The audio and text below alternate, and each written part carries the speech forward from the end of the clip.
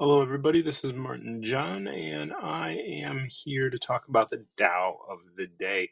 The Tao Te Ching is an ancient text written about 600 BCE. So it's right around 3,000 years ago. And this is a really interesting time. And I'm intrigued by a number of things right now. Just some thoughts I've had. It makes sense to me, and I don't know if this is true, that as we evolve consciousness, when we evolve from a masculine consciousness to a feminine consciousness, which is what we're doing right now, I would think that those who tend masculine will more quickly adopt the new feminine. And when we were leaving the heart brain from the relationship and moving into the logic, women probably utilized logic well before men did, because they would advance that consciousness because they are more in tune. I don't know if that's true or not. It's just something that I was playing with as a concept for personality and how personality with the individual and all of the individuals present on the planet or in the universe contribute to the growth of our relationship with consciousness. So the Tao Te Ching was written. So because it was written, we look at it as a masculine thing because writing things down is masculine. Writing things down is cementing them in time. Where before we wrote things down, things were more fluid, so they were more feminine. They had more of a receptivity than a demand or a statement. It was more about receiving, more about yielding. So in this moment, the story needs to change to this. And when we started writing things down, they started to have permanence. And permanence isn't something that exists. And so that is definitely a masculine sort of thing. It's a frontal lobe logic. I want this to stay this way. This is why we get married. Logic. This is why we define relationships, where relationships aren't defined, and nor can they be. And yet we still constantly go out of our way to try and define those because we live in the head brain, right? We live in the space of being in control, of wanting things to be logical, wanting things to stay the same, wanting to understand things. But really, the fluidity of life is really what, if we can embrace, we will get. We will. Of course, we do want logic. We don't want to. I never want to say we want to eradicate the ego or eradicate logic. Those things that's a silly way of looking at things. But we do want to yield to those things. So this is Tao of the Day, and if you're interested in picking a number between 1 and 81, I would love to chat with you about the Tao. We're going to be bringing on Vin Tran. Vin, how are you today? Hey, Mr. Sir, can you hear me? Yep. Cool. I've been listening to you for a little while, Yep. and I was curious what your thoughts were on the importance of choosing the right words. The Um, importance of choosing the right words. yeah, For who? uh, for me actually, For you. because Okay. Because. There's a because. Go on. I find when I think a certain way and I think using certain words, it kind of leads me down a particular thinking path and a feeling path, and sometimes it leads me to places I don't want to go that don't feel healthy for me or other people. Yeah. And Well, let's go ahead and pick a number between 1 and 81, and I bet we're going to find a little bit of an answer there. sure, 43. 43. Okay. 43 is entitled Be Silent and Learn. Okay? So right there in the title, we're starting to recognize that maybe you should just shut up. I like that. Okay? So let's see what 43 has to say. The flexible will outlast the rigid. The gentle will outlast the hard. Tao which has no structure, has penetrated all, even that which has no space to enter. Through this, I see that unforced action and silence are the only path to completeness. Action, free of expectation and desire. This is the lesson of the nature of things.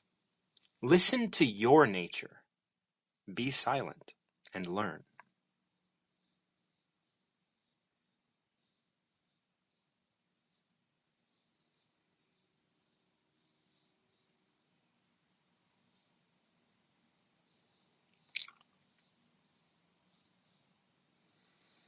That reminds me of plant life and trees.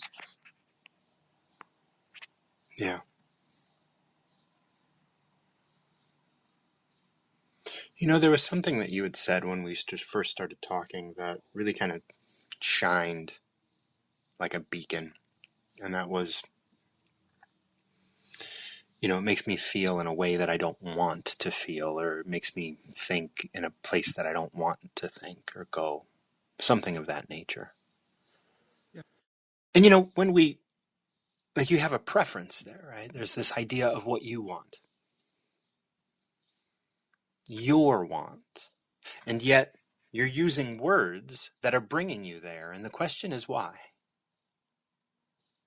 Why is it that I'm continuing to use these words? And to be curious about that.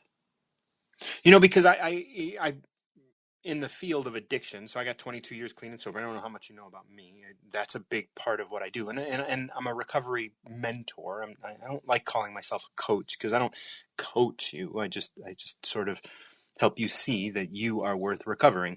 And so what is it you're recovering to versus what you're recovering from? There's all of this stuff that I talk about. But two of the things that I talk about most sort of regularly to kind of everybody is that you're going to do it until you don't.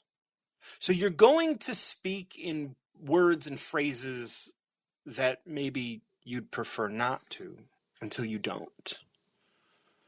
And another thing is like recognize where you don't like that you're doing what you're doing. And these are the two things that I think like everybody can really benefit from. You don't like that you're doing it. You may very much like using the word hate. I've known a lot of people that are like, I hate this, I hate that, I hate this, I hate this, I hate people that do this, I hate this. And it's just a really kind of easy word to go to. I remember one time I was talking with someone and I paused and they were like, well, what's up? And I was like, you hate a lot. Just as a recognition of like what they were saying. And so, yeah, words are important because they mean something to us. But we have to recognize why we're using them before we're going to stop using them. Why did this person really want to use or really kind of gravitate toward using the word hate? Well, maybe it helped them at some point. Maybe it was a defense mechanism.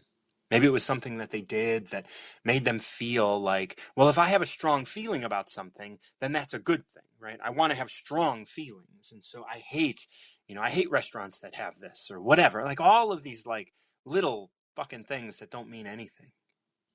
They hate. It's like, well, is that really how you feel about it? Like, really starting to recognize that. And what we have here in the beginning of Be Silent and Learn is the flexible will outlast the rigid. Your want to using a different word is rigid. But if you're flexible and you say, well, I could use that word, rather than trying to shut yourself off from it, then you'll remove its power. The gentle will outlast the hard. As you approach it and say, I'm going to force myself to not use this word, that word has gained power over you. When you approach it with genteel sort of, with a more genteel approach, what happens is you approach it and say, okay, I can use the word hate, but there are other words I can use as well. Instead of saying, I want to close the door, because that's rigid, and flexibility will always outlast the rigid. See, and then it goes into this kind of this understanding, Tao, which has no structure. Right? Once you have structure in the way you want to talk, you have structure in the way your body forms, you have structure in the way you want to drive. All of these things have structure. Well, Tao has no structure, and it has penetrated everything, even that which has no space to enter. And the thing is the more rigid you are, the more structure you have, the more you limit your reach. You limit your reach in who you can touch, but you limit your reach in where you can go. Thank you, sir. I will go back to listeners now. Well, we're not done with 43 if you want to stick around. Okay, sure. So as it continues, it says, through this kind of observation of Tao, I see that unforced action and silence are the only path to completeness. What do you think about that? Silence has a bunch of meanings in my mind. Yeah, tell me.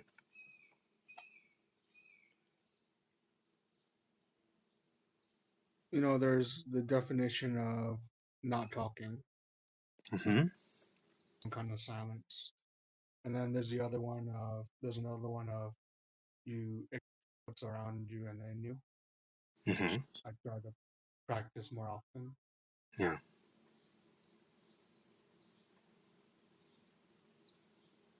And believing in people too. Yeah. Yeah. Not trying to force them into being something else. And I'm glad you used the word forced, because it's like, through this, I see unforced action. Because when you say, how important is it that I use words that I want to use, or whatever, right? Like, that is an action that you are predicting, you are forcing, you're moving forward in a specific way. And you, I'm sure, have experienced different yous, right? There's not just Yeah, one you. There's you in relationship, there's you at work, there's you at your family, right? There's different yous. And so when you start to try and have these different yous conform to different ideas, what you're doing is you're really trying to put yourself in some box. And that's a forced action, right? Through this, I see forced action. Through this, like through observing Tao being completely unstructured, I see that unforced action through Tao. Like, Tao can penetrate everything. Why is it that I can't? Why can't I get through to somebody? Why can't I be seen? Why can't I be heard? Why can't all of these things that we desire in our lives, right? Unforced action. Stopping wanting to get through to people, stopping wanting to change ourselves and allowing ourselves to change. There's a big difference between growing, becoming aware of yourself and changing, and your vocabulary changing, versus growing, observing, judging yourself, and forcing a change. And I'm coming out of addiction. I mentioned 22 years, clean and sober, whatever. But I've been in places where people had multiple years in recovery, but were in no way on a path to recovery, because they were looking at a destination. They were looking at what it's supposed to look like rather than what it is. And when you talk about language, well, what is it supposed to sound like? Because you don't know what it is to be at peace with yourself internally. And so what you're observing on the outside is really who you are. So the vocabulary that you're using is pointing to who you are. Now you have to recognize that that's you, and that you deserves a lot of love, and then that you will be able to grow. Then the vocabulary will change. I remember one time I was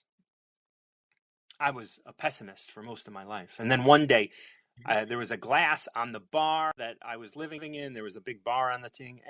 And a friend of mine asked, like, whose is it? And I was like, oh, that's mine, the one that's half full. And then someone looked at me and said, Martin, you just described this as half full.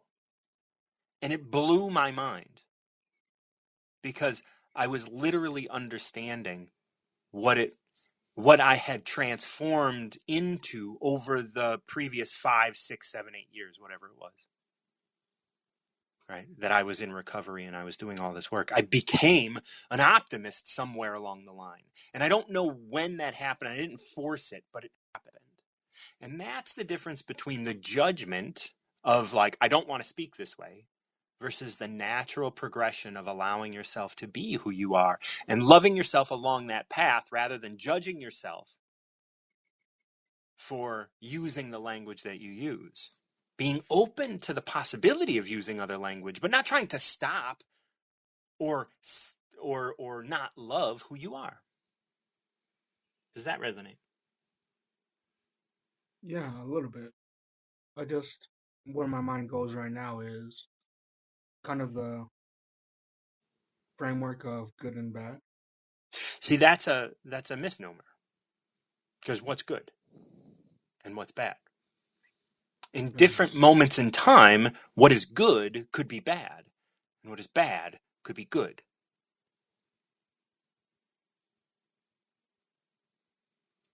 Those things can change from moment to moment depending on the situation, and those are judgments. Those are dichotomous judgments.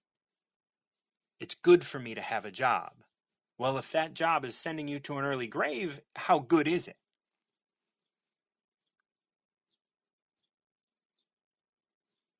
Right? So we have to recognize that, like, and in Tao, it should be said, Tao is non-dual. And when I say non-dual, it means it doesn't have the right and wrong, good and bad, God and devil sort of experience. It looks at everything as it is.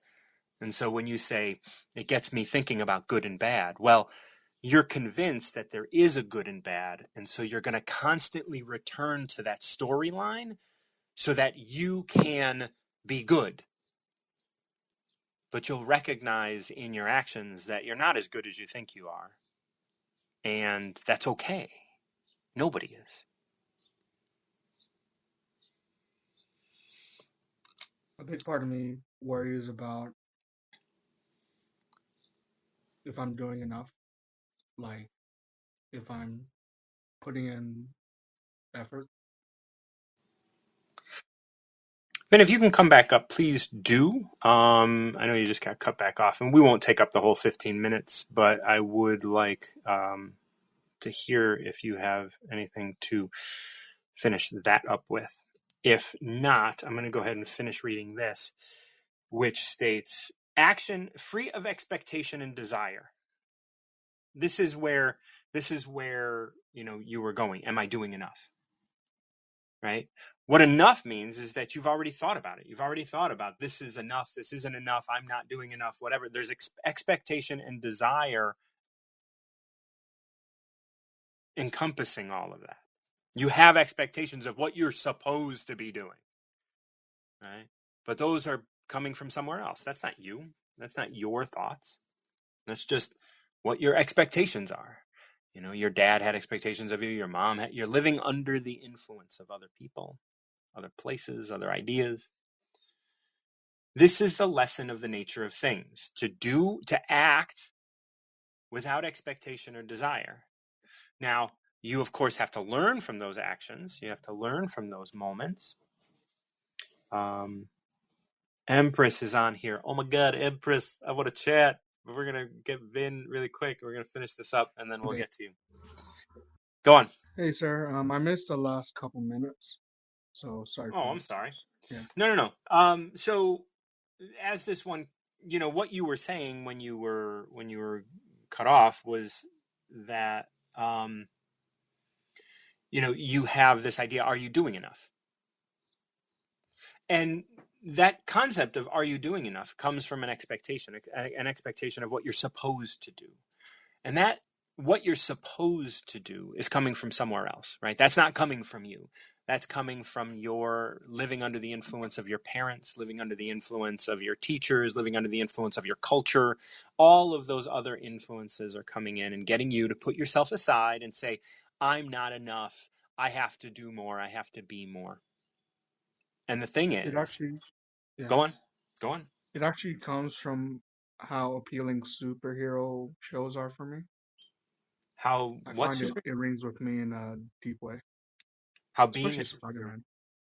Okay. Yeah, and what are the big lessons that Spider-Man um what are the big lessons that resonate with you that Spider-Man sort of embodies? That he admits to his mistakes and he still pushes forward with what he thinks is right. Okay. And do you do this? A bit, yeah. And you can do it better, is what you're saying.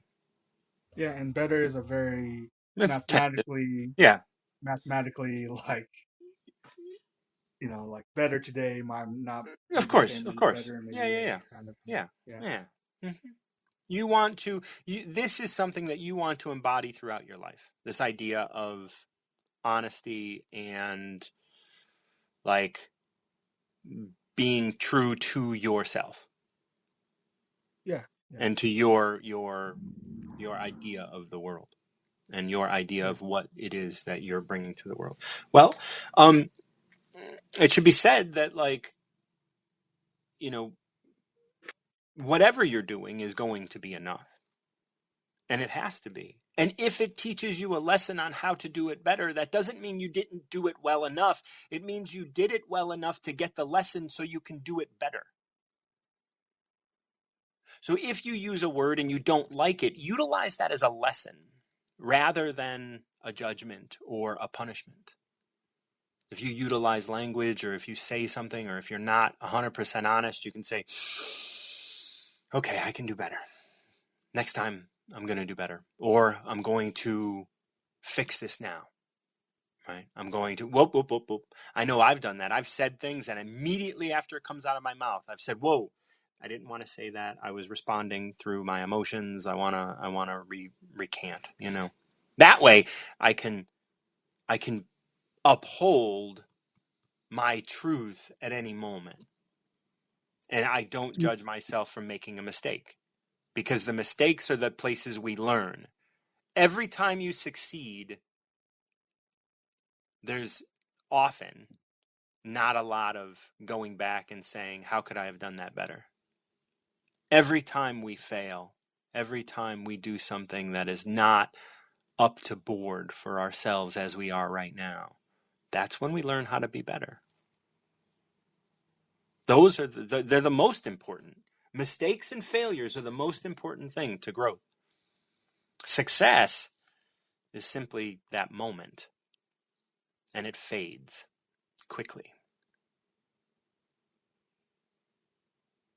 do you think regret is ever I can't think of a better word, so I'm going to use the word appropriate emotion? No, regret is never an appropriate emotion. If you regret something, then you don't love yourself and you don't trust yourself. And if you don't trust yourself, then that's the work that needs to be done. And you utilize the regret as a lesson, but if you regret, that's often a judgment and you won't learn your lesson because you're stagnating the thought process through regret.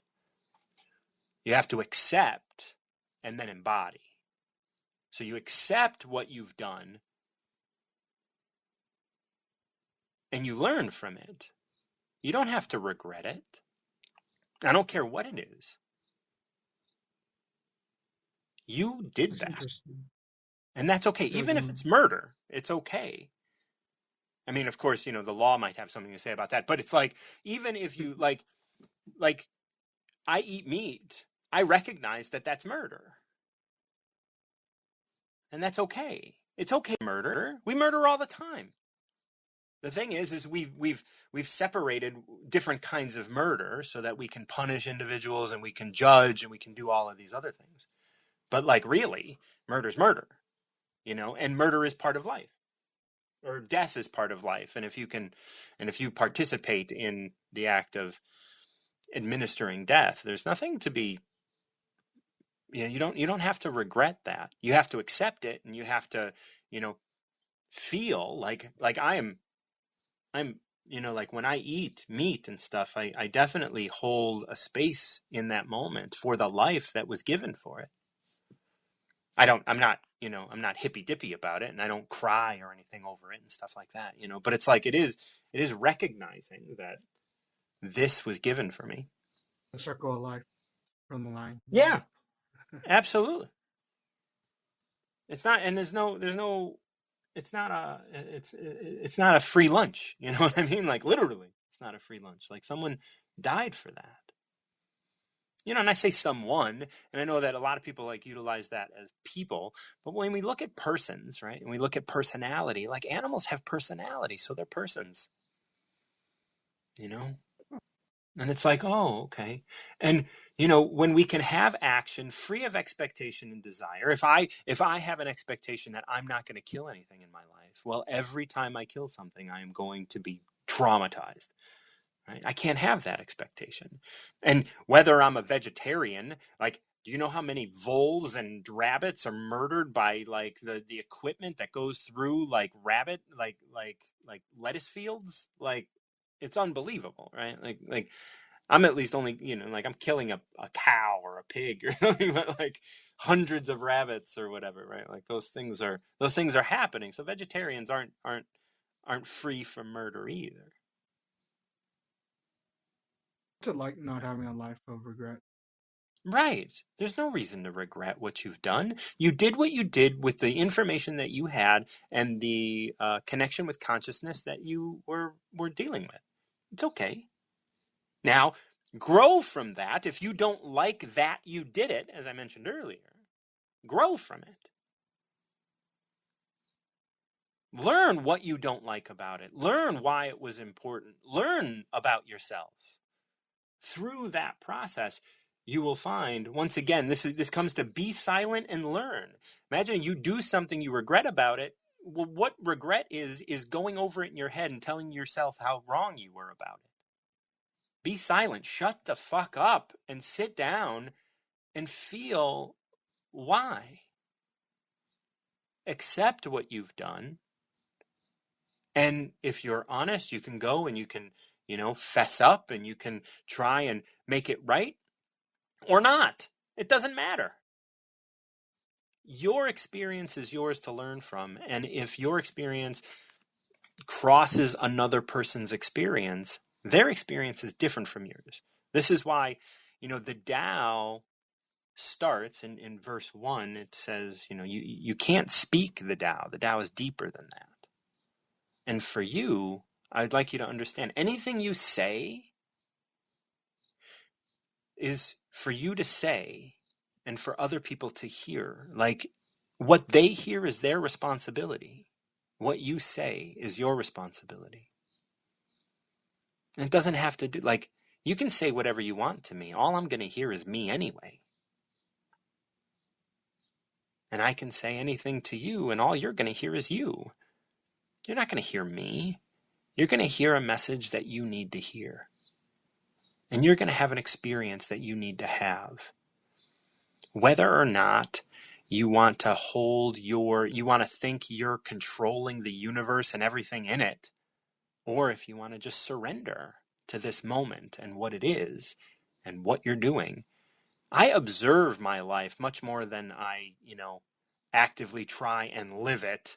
It's being lived through me much more than I'm doing any action to try and have it, like actively live my life. My life is just happening, regardless of my consciousness and my regret and my thoughts and my ability to tell myself I'm right or I'm wrong or all of this other stuff. None of that matters. That's all just thought. That's all just your mind. We make that up moment to moment.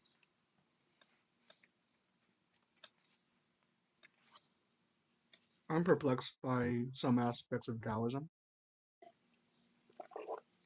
It's a paradox for sure.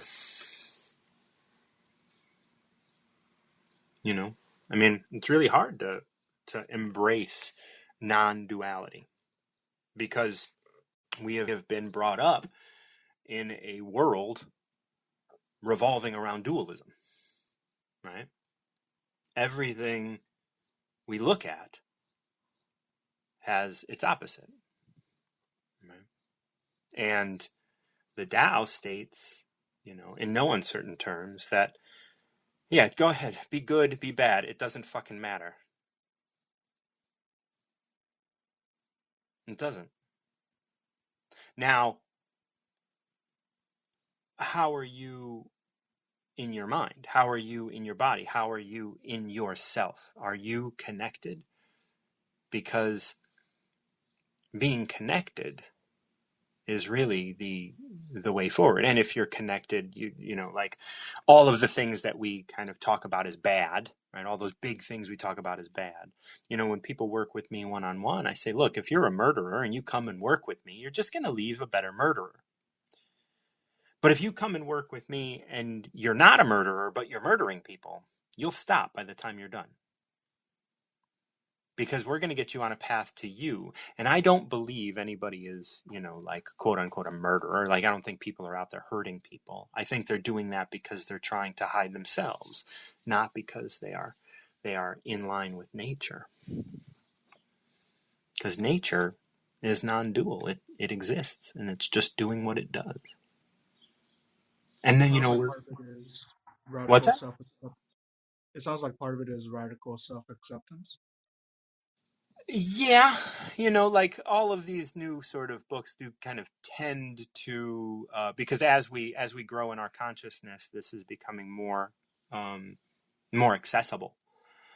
But like as we start talking about nature, this last line of 43, listen to your nature, be silent and learn.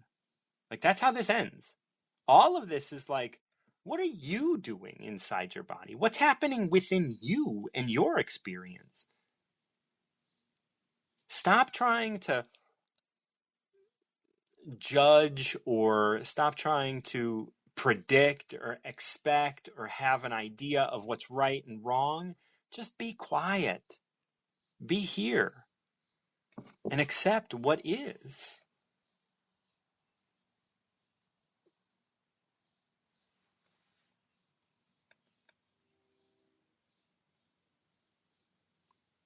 Still got Spider Man in my mind. It's not so much like the fact that he saves the world, but his human moments. Yeah, there's struggle. You can't have a hero that doesn't struggle. Heroes are all about overcoming the struggle, overcoming their personal faults. That's recovery. And that's recovering to who you are, not from anything. The first line of this number 43 is the flexible will outlast the rigid. You have to find flexibility. And that means being good and being bad and being right and being wrong and all of it. Hmm. Thank you so much, man. Well, that was a good conversation. Empress is on. Empress, are you in Chicago yet? Because we had some bad, air last week. Hello, Oh, my girl. brother. I am pulling out on the 29th of July. Oh, gone. I'm packing and all of that, just about 98% packed. So on the Where, 29th, where, where, where are you landing? I'm landing on the south side in the South Shore community. Okay, well, I'm in Hammond, so I'm a hop, skip, and a jump. We're gonna get together. We'll get some food or something. Absolutely. Absolutely. I know you told me the last time. You were probably about a 15, 20 minute ride away. Yeah, yeah, yeah, yeah, yeah. Okay. I'm looking forward to it. I'm looking Yes, forward and to it. when I get to the other side, I'm gearing up to get all of my stuff rolling. I want to really do it when I get back to Chicago because the energy is, the frequency is higher there. You know what I'm saying? And Yeah, yeah, I yeah. just want to roll out in that frequency of energy. So I'm really Oh, excited. Things are going well. I Oh, saw you this morning. I said I had to jump on to let you know I'm on my way home. oh, come on. Okay. And like I didn't know if I'd be here for a while, but it looks like I'm going to be here for a minute. So I'm Okay. really, now that I got a property and I'm taking care of it and things are kind of Yes. like, I'm just like, I'm in it for the long haul. We'll see how long that haul is, but I hear you. Well, the house that I'm moving to is a number 22. That equals comes to a 22. okay. So that's going to be my number today. All right, we're going to go to 22. 22 is entitled Looking Away from What You Want. To become complete, know that you're partial. To become straight, know that you're crooked. To become full, know that you're empty. To be new, know that you're worn out. He who wants it all must know what all includes. Thus the master stays centered in Tao and becomes an example for the world. Because she knows her light is forfeit, people can see it. Because she has no point to prove, people can trust her words. Because she has no identity, she becomes a mirror for others. Because she has nothing to attain, nothing can be kept from her. Thus, when it is said to become complete, know that you're partial. It is wise to heed and surrender to it. Only by living in collaboration with Tao can one find completion. Very appropriate. Tell me why. Because I'm going to say that what I've been spending most time doing earlier from this year to this point is re-engineering Yeah. myself. And so taking the emphasis off, because you know how I teach, taking the emphasis off the need, taking the emphasis off of the desire. Much of what you were saying to the other gentleman is that we have to be still, we have to shut up, we have to Mm. receive the download of the direction. And I am come to realize that I am not on a journey, I am on a spiritual path. And there is a huge difference. So, in that means that I have a new direction, and what I am doing is from the heart and not from the desire. Right. I'm There's looking away from the want. It's not yeah. about what I want, it's about what is my reason for being here on this planet, on earth, and what am I to fulfill. So that I can be of service, so that I can be of selflessness, so I can be of surrender and be a sacrifice.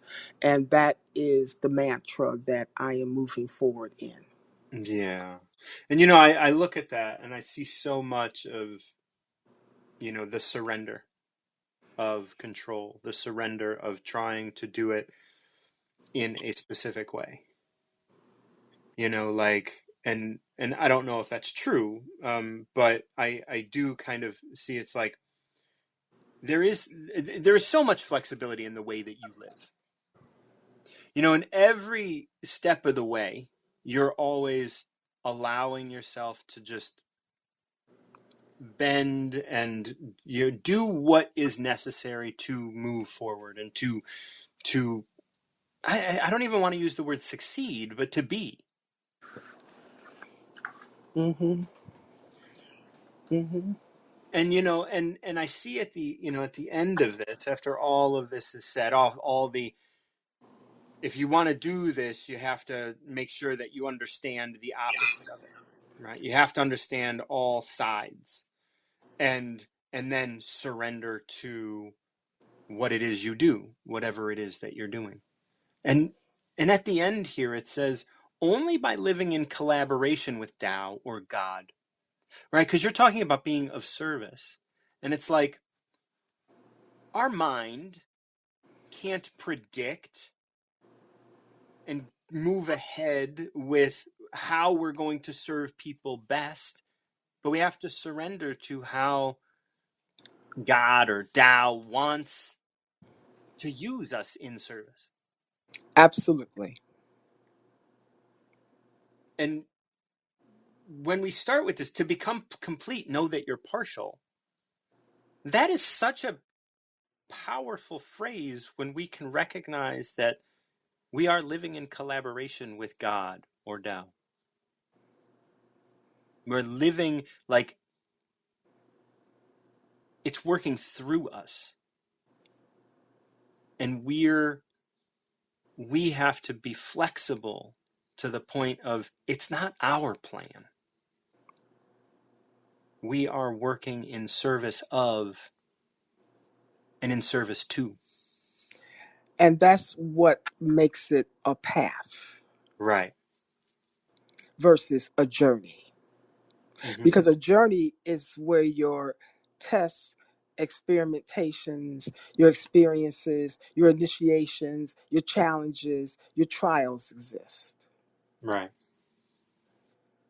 But the path, you are going really more into the initiation mode in the path, actually. But it's not, I read something from this book that said that we spend so much time living in the past, yet the past is gone. And we spend so much time planning for the future, but yet it hasn't gotten here. That's right.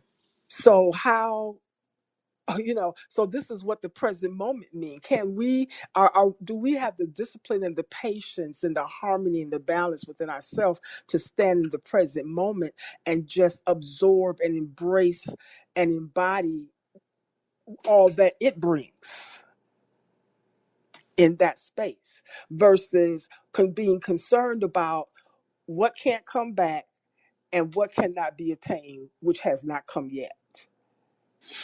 Mm. And all of that is trying to protect ourselves. So much of that is trying to protect ourselves or judge ourselves or put ourselves in a position in which we are separate. Right? We have a future, and that future looks like this because I have a job, or looks like this because of what I'm doing, it looks like this.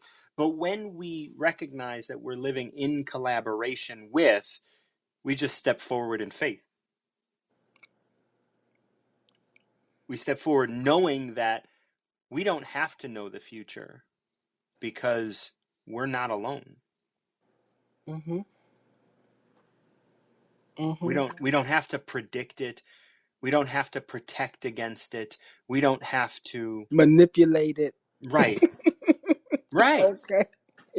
And we can just be here and Just do this that's in front of us now. And if that moves us to another state, or if it moves us to another place, or it moves us to another job, that's fine. And if I have feelings of discontent in this moment, I can act in this moment to relieve that discontent, and that may bring me to where I'm going because I am living once again in collaboration. right. This isn't just me I and my want to puny say, little mind. yeah, I want to use the word harmony. In harmony. Yeah. In all things that are equally balanced. And in that way, because you can't have harmony unless you have love. And this, of course, we know we're talking about unconditional love. Mm-hmm. So in order for us to be in collaboration, there has to be harmony from the heart. And with the saying, as above, so below, we are trying to bring that harmony to our heart center, that heart chakra, because we get that illumination, that light from above, but below in our four lower worlds have to elevate or raise that energy through the Kundalini to raise up to the heart so that that meeting or that collaboration you're talking about comes together. Mm-hmm.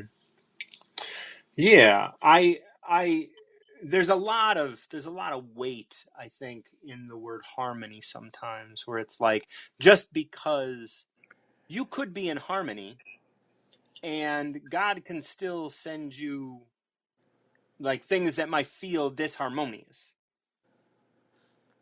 And just because things don't feel one way or another doesn't mean that they're not.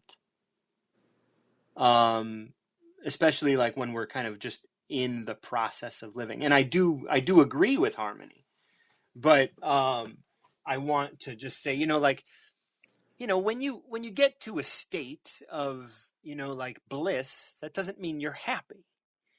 It doesn't mean that everything is happening in alignment with what you quote unquote want, but it could very well be harmonious, and you could see that harmony through because you are connected. Right. But see, that also go absolutely, but that still goes back to what you were talking about earlier in Mhm. terms of the dualism, because we do live in a dualistic environment. We're conditioned by that environment. We are. So we have to work on ourselves, because that part of us, we have what I like to call, we've been kicking the dust of the earth. So we have definitely engaged ourselves in all of the things of Mhm. the material world. And so if anybody moves, it's not God, it's us. So we create the separation. That's right. That's right. Yeah. And in that separation, we have to come back to that unification, come back to that collaboration, come back to that place of unconditional, pure love, in order for us to be balanced, to be harmonious, to be nirvana. Right. So we have, we all have work that we have to Uh-huh. do, Yep. but everybody is at different degrees of that work. And that's why we're here to learn the lessons, so that we can, um, I like using the word fulfillment, Hmm. come to that place of fulfillment or wholeness in our life. But it takes time, because Yeah. it's not about it's not about learning the lesson. Well, it's not about going through the lesson. It's about, are you aware of what you learned from Mm. that experience, Yes. so Yes. that you can, because it's going to be another test. That's right. Every step of the way, you're going to be challenged to continue this journey.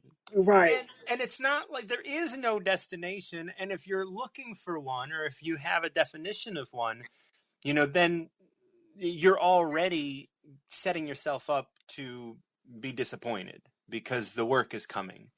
I was talking to someone the other day. It was just like, you go through this stuff for 4 years and you might get a couple days off, where it's like, oh, things are settled just for now. And then in 2 days, shit's going to get all fucked up again.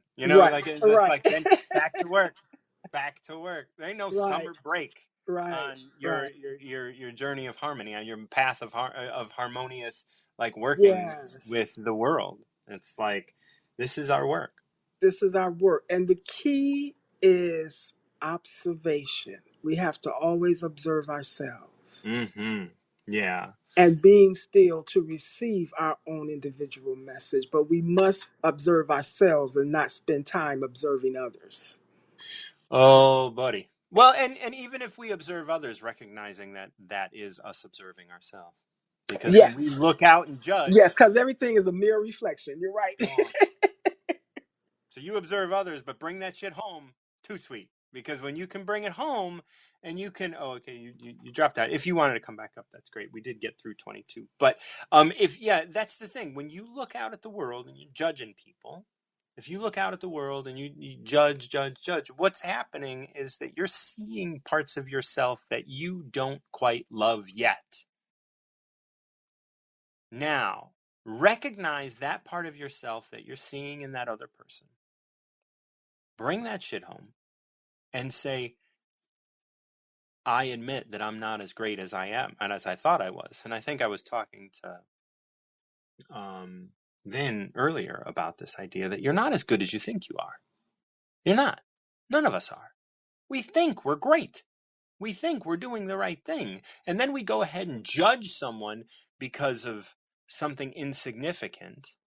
We judge someone for what they're wearing. And then we realize that, oh, I'm actually ashamed of what I'm wearing, or I'm ashamed of, people seeing me wearing things that, I don't want them to see me wearing. And then all of a sudden I realize that I have these judgments. I have these judgments about others because I'm judging myself. And when I'm judging myself, what does that mean? That means I'm not loving myself. That means I'm not loving God, or not loving Tao. I'm not loving this journey. I'm not loving this path. There's none of it. And that's why the work continues happening. Because do you think you can get to a place where you're not judging anybody ever? And like, maybe, sure. But that's going to be a long time a coming. Because every time we do something, we immediately something else fills it up. It's like a vacuum, just fills it right back up. You know, when we go back and look at, like, look away from what you want. Look away from what you want. That's all about, like, seeing you. You see something you want and say, you know what? Let me turn my back on that which I want and start looking at what I need to do, what I need, what's necessary in life. And then everything that you want comes your way.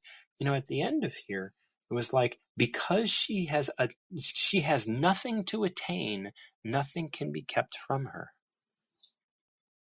If you, that's the word, that's the line, because she has nothing to attain, nothing can be kept from her, is where this title comes from, looking away from what you want.